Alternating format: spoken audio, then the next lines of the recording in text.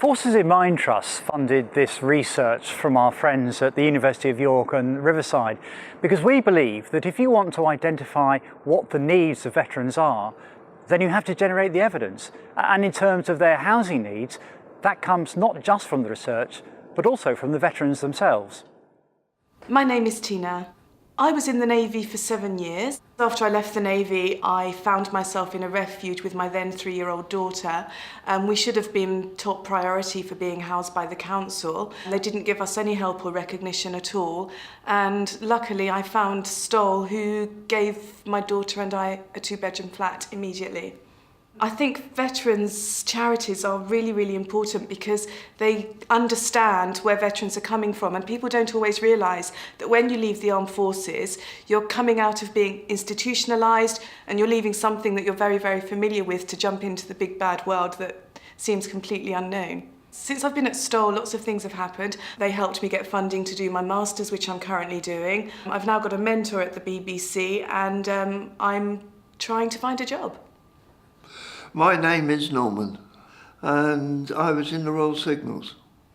Local authority, I believe they must have known I was an ex-service person and needed accommodation, and they gave me a top floor flat, and there's about 30 stairs going down. I have to come up 30 stairs.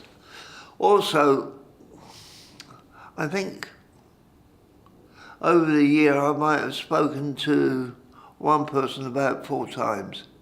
There's nothing there, you know. Yeah, I suppose I was lonely. Well, I do enjoy being with Stoll, yeah. I speak to people. My name is Josh. I served in Her Majesty's British Army with the Corps of Royal Engineers for the past 7 years. I was being medically discharged in August last year, and I was in private accommodation, and unfortunately that come to an end and fell through. I wound up in a caravan in Clacton-on-Sea and was totally unaware of Stoll at the time, which if I knew about Stoll sooner, I would have been all over it and speaking to him straight away. Stoll not only housed me, they housed a 3-year-old husky called Mowgli, which we're both over the moon about. So how do we want to help people like Tina, Norman and Josh?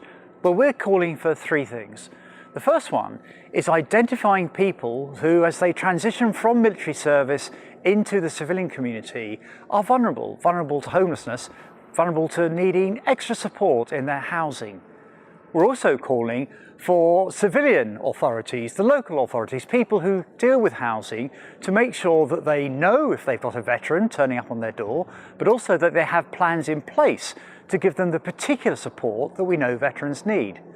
And thirdly, we need to sort out the finances. We've got to put housing onto a sustainable financial footing. And that's the way we're going to help veterans, not just of today, but the future.